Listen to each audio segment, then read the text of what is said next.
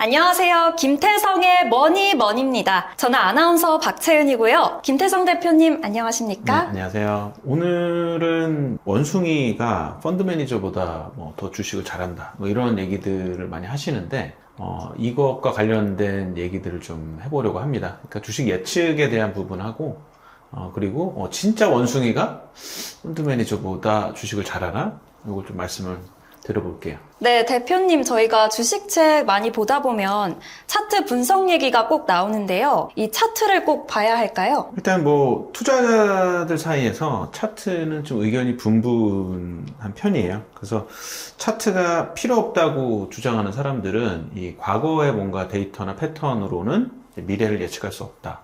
이렇게 보는 거고요.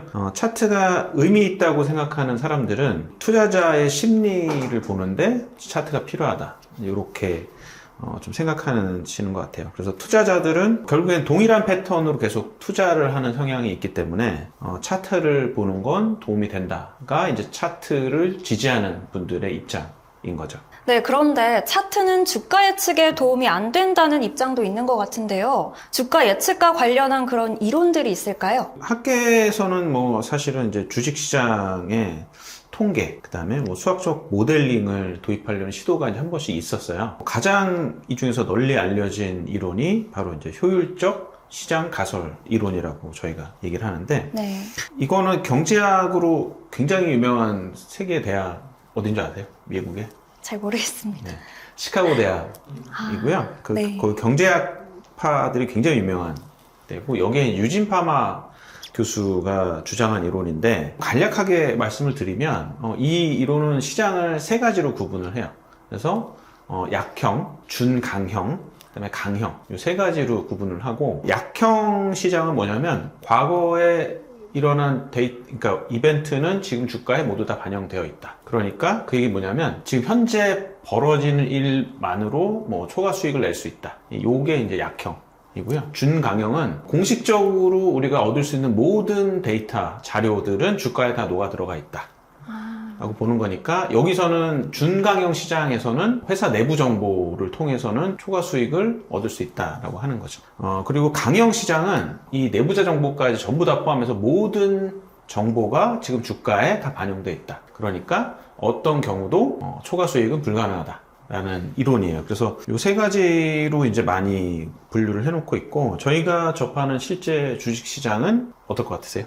글쎄요, 뭘까요? 저희가 보는 실제 주식시장은 준강형 시장이라고 하고요. 그 얘기는 뭐냐면 현재 주가는 공식적으로 나온 모든 내용을 반영을 하고 있다. 그래서 현 주가를 뛰어넘는 초과 이익을 내려면 회사 내부의 내부자 정보를 통해서 초과 수익을 낼 수 있다 라고 볼 수가 있는 거죠. 그렇군요. 그러면 이 이론과 관련해서 재밌는 실험이 또 있다고 하던데요. 어떤 건가요? 이 이론이 이제 발표되고 나서 좀 재미있는 실험이 진행이 되는데요. 미국에서 진행이 됩니다. 이게 1988년 올림픽, 저희는 올림픽이 진행되던 해인데, 이때 월스트리트 저널에서 다트보드 대결이라는 걸 진행을 해요.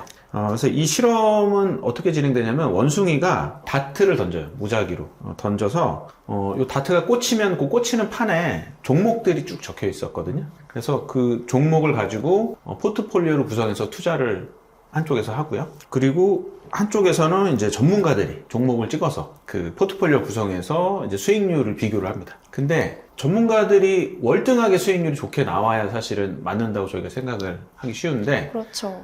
이게 원숭이들이 왕왕 이긴 케이스들이 좀 나왔어요. 와, 신기하네요. 그래서 이게 사실 의미하는 거는, 어떤 측면에서는 전문가의 분석보다 무작위적 선택이 더 나올 수 있다라는 거를 의미를 하고, 이게 이제 사실은 아까 말씀드린 효율적 시장 가설의 근거가 되는 실험이다. 사람들이 많이 얘기를 합니다. 그러면 대표님은 그거에 대해서 어떻게 보시나요? 저는 우리나라 주식시장은 특히나 기본적으로 주식시장 자체가 효율적이기보다는 비효율적 시장이라고 보고 있고요. 우리나라 시장이 어떻게 보면 미국 시장보다 더 좀 비효율적이라고 보여요. 이게 효율적이다, 비효율적이다가 좋다, 나쁘다 이렇게 말씀드리는 건 아니고, 효율적 시장 가설 이론이라는 걸 기준으로 했을 때 저희는 비효율 쪽에 더 가깝다라고 보고 있어요.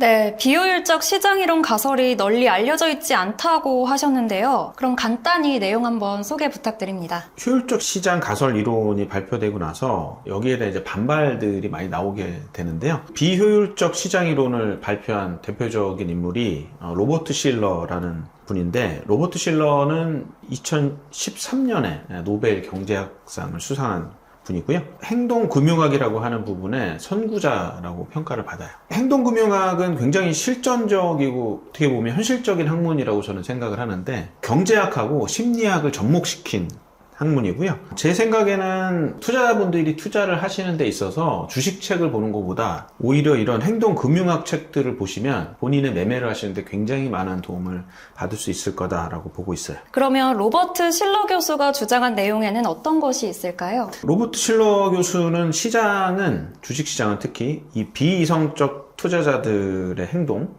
그다음에 감정, 군중심리 이런 것들의 영향을 받아서 과대평가나 과소평가에 빠질 수 있다고 얘기를 해요. 효율적 시장 가설이 가정하고 있는 기본적인 부분은 뭐냐면, 모든 투자자들이 항상 합리적이다. 그리고 모든 정보를 이해하고 있다라고 보고 있는데, 굉장히 이상적인 모델을 설정한 거죠. 근데 저희가 실제로 투자를 해보면 투자자들이 전부 다 이해도가 다르거든요. 그리고 정보를 어떤 채널을 통해서 사실은 배포를 하느냐, 이거에 따라서도 현실적으로 다른 결과가 나오는 경우가 많아요. 네. 그래서 저희가 실제 컨설팅한 회사들도 보면 굉장히 다양한 채널로 회사의 내용을 외부에 이제 알려주는데, 가장 효과가 좋은 거는 이제 보도자료라고 하는 뉴스 배포. 이게 임팩트가 사실 가장 크고요. 그 다음에 이제 일반적으로 기업 공시를 하게 돼 있어요. 그래서 공시 사이트에 올라오는 기업 공시. 그리고 마지막에 이제 홈페이지를 통한 공시, 내지는 이제 외부에 뭔가 뉴스를 알려주는 건데, 보도자료, 공시, 그 다음에 홈페이지 게재, 요 순으로 임팩트가 결정된다라고 보시면 될 것 같아요. 네. 로버트 실러 교수가 얘기하고 있는 건 뭐냐면, 결국에는 이제 저희가 과거를 이렇게 돌아보면 2000년 초에 닷컴 버블이 있었거든요. 그리고 2008년 금융위기가 있었는데, 이때 보면 여기 시장 참여자들이 한 번씩 지나치게 낙관적이거나 지나치게 비관적인 상태로 변한다 라고 이제 얘기를 하고 있어요. 이분에 이어서 이제 또 유명한 분이 리처드 탈러 교수인데, 이분이 심리학적 요인을 조금 더 많이 반영을 하고 있어요. 그래서 이분이 말씀하시는 것 중에 대표적인 게 뭐냐면, 투자자들은 인지 편향이라는 게 있고, 그다음에 감정적인 의사결정으로 비합리적 행동을 한다라고 돼 있어요. 근데 사실 주식 하시는 분들 아시겠지만 굉장히 비합리적으로 행동할 때가 많거든요. 그래서 요걸 확증 편향이라는 거를 좀 설명을 드리면, 자신이 기존에 믿고 있는 믿음이나, 저희가 보는 건 이제 종목이겠죠. 네. 종목에 대한 바램을 확인해 주는 정보만 받아들이려고 해요. 그러니까 그걸 거스르는 정보들은 사실은 일부러 좀 인지 자체가 좀 왜곡되면서 받아들이질 않는 거죠. 그게 확증 편향의 대표적인 경우라고 볼 수 있고, 과잉 자신감도 초보 투자자일수록 좀 많이 갖고 있어요. 네. 그게 뭐냐면, 보통 저희가 주식 투자 처음 하면 자신의 능력을 되게 과대평가해요. 나는 손실이 나지 않을 거야. 주식 투자하기 전에 주변에 손실난 사람들을 보면, 바보들 봐라, 저렇게 주식을 못할 수 있냐라고 생각을 하는 경향이 강해요. 그래서 자신은 시장을 이길 수 있다라고 믿는 거죠. 네, 그러면 행동 경제학이 주식 투자에 도움이 된다고 말씀을 하셨는데, 간단히 소개 부탁드립니다. 그 행동 경제학은 앞에서도 잠깐 말씀드렸지만, 투자자들의 심적인 오류, 그리고 저희가 속된 말로 이제 뇌동매매라고 하는데, 네. 감정적으로 휩쓸려서 투자하는 경우가 많거든요. 그래서 이런 걸 방지하는 데 효과가 있다라고 저는 보고 있고, 네. 첫 번째로 참고하면 좋으실 내용은 아까 말씀드렸던 과잉 자신감. 네. 그 자신의 능력을 스스로 과대평가하고 자신의 판단에 대해서 또 과신을 하게 되고, 이렇게 되면 본인의 매매가 빈번해질 수밖에 없어요. 이번에는 뭔가 좀 안 맞았어. 그러니까 난 다음에 그냥 또 다시 하면 돼. 난 다음에 하면 또 잘 될 거야. 라고 하면서 계속 투자만 반복하시는 거예요. 저희 속된 말로 자신감 뿜뿜이니까 네. 레버리지를 써서 투자를 해요. 그 얘기 뭐냐면, 주식하면 이제 내 돈이 1,000만 원이 있으면 요 신용이라는 걸 쓰면 이걸 2배까지 쓸 수 있게 해주거든요. 그러면 2,000만 원을 놓고 1,000만 원을 사실 증권사한테 빌리는 거죠. 그래서 신용을 통한 매매 같은 걸로 이어질 가능성이 높아요. 그래서 과잉 자신감은 사실은 투자에 있어서 조금 경계하셔야 될 부분이다. 아, 네, 알겠습니다. 두 번째는 이제 전망 이론이라는 게 있어요. 네. 그 사람들은 동일한 금액의 이익보다 손실에 더 민감하게 반응하거든요. 100만 원을 똑같이 벌고 잃었으면 주는 느낌이 이게 플러스 마이너스 같아야 되거든요. 근데 그게 아니라 손실이 났을 때 괴로움이 훨씬 크단 말이에요. 그래서 손실을 회피하려는 성향이 굉장히 강해요. 그럼 이게 이제 어떤 현상이 발생하냐면 첫 번째는 본인이 손실을 내면 인정은 안 하려고 그래요. 저희 속된 말로 존버라고 하는데 존버하는 분들 보시면 계좌를 안 쳐다봐요. 자기 손실을 확인하고 싶지 않은 거예요. 회피를 하시게 되는 게 첫 번째 문제고, 네. 두 번째는 이게 좀 반복되다 보면 이익이 조금만 나도 손실이 너무 두려우니까 조금 이익 보고 그냥 바로 팔아버려요. 조금 버티면 이익을 더 볼 수 있는 그런 타이밍이 와도 손실 회피 성향 때문에 네. 이익을 제대로 보시지 못하는 경우가 생기고요. 세 번째 참고하시면 좋을 내용은 확증 편향. 아까 제가 말씀드렸잖아요. 본인이 종목에 대해서 뭘 투자를 하고 나면 네. 이 종목하고 이제 사랑에 빠지게 되죠. 아, 네, 그러면 네. 사랑에 빠진 사람들이 어떻게 되죠? 긍정적인 정보만 받아들이고 부정적 정보 내지 시그널을 다 무시하게 돼요. 그러면 올바른 판단을 할 수가 없게 되는 거죠. 네.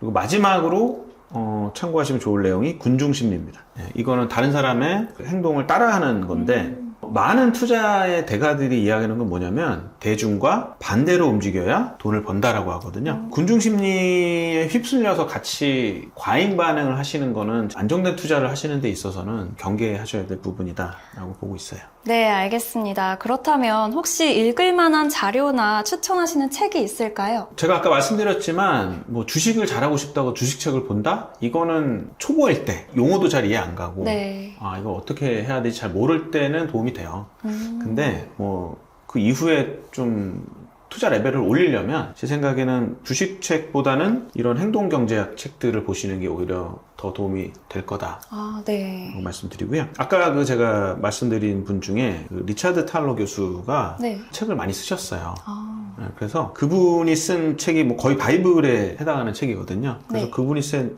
책 두 권을 말씀을 드리려고 하는데 네. 첫 번째 책은 행동경제학이라는 책이에요. 이 책이 좀 두껍기는 한데 행동경제학을 집대성한 책이라고 볼 수가 있고요. 네. 그 17가지 행동경제학 원리를 소개하면서 현실적으로 이런 행동경제학을 써서 어떤 문제를 해결하는 사례들도 굉장히 많이 넣어놓은 책이다라고 보시면 돼요. 두 번째는 넛지라는 책이고요. 네. 뭐 저자는 이제 아까 말씀드린 동일한 분이고 워낙 뭐 유명한 책인데 네. 이 넛지는 사실 이렇게 옆구리를 쿡 찌른다는 의미거든요. 네. 그래서 강제나 규제가 아니라 약간 부드럽게 개입을 해서 어떤 행동의 변화를 이끌어내는 사례들을 굉장히 정리를 잘 해놨어요. 이 책들을 좀 보시면 제 생각에는 본인이 투자를 하는 데 있어서 심리적으로 뭔가 흔들리거나 그 본인의 오류를 좀 이렇게 체크를 하실 수 있는 역할을 할 수 있다라고 보고 있거든요. 네. 그 외에도 또 있을까요? 뭐 최근에 제가 굉장히 재밌게 본 책이 또 하나 있는데 정신과 의사가 쓴 책이 있어요. 제목도 되게 재밌어요. 살려 주식시오라는 책이고요. 네. 이 책이 재밌는 거는 정신과 의사가 쓴 책인데 이분이 주식 중독에 걸려서 극단적인 선택까지 고민하셨던 분이에요. 그래서 30 중반에 이제 마이너스 통장까지 만들어서 거의 빚투죠. 네. 주식 투자를 하다가 전 재산을 모두 날렸다고 하고요. 근데 이분이 우매하시거나 뭔가 좀 교육을 못 받으신 네. 분이냐? 또 그게 아니거든요. 네. 이분이 연대의대에 나오셨고 개업을 하신 것 같은데 현재는 연대 세브란스 병원 정신과 외래 교수세요. 네. 근데 이 정도 분들도 본인이 거의 이제 사실 속된 말로 깡통을 사실 정도로 손실을 보시긴 했는데 네. 이분이 그 멘탈을 다시 잡고 지금도 주식을 한다고 알고 있고요. 네. 네, 그리고 이 책에서 이런 그 투자자가 심리적으로 어떻게 대응을 해야 되는지에 대해서 방법을 되게 잘 적어 놓으셨어요. 그래서 이 책은 제가 봐선 뭐 일독을 권할 만하다 네. 라고 보고 있습니다. 네, 지금까지 김태성 대표님과 이야기 나눠봤습니다. 대표님 마지막으로 해주실 말씀이 혹시 있을까요? 저희 채널에서는 투자를 하는 분들한테도 도움이 되는 정보, 그다음에 투자를 받으시는 분들한테도 도움되는 정보 저희가 찾아서 이렇게 콘텐츠를 만들고 있으니까요. 구독과 좋아요, 좀 꾸준히 부탁드리겠습니다. 네, 지금까지 김태성의 머니머니였습니다. 감사합니다.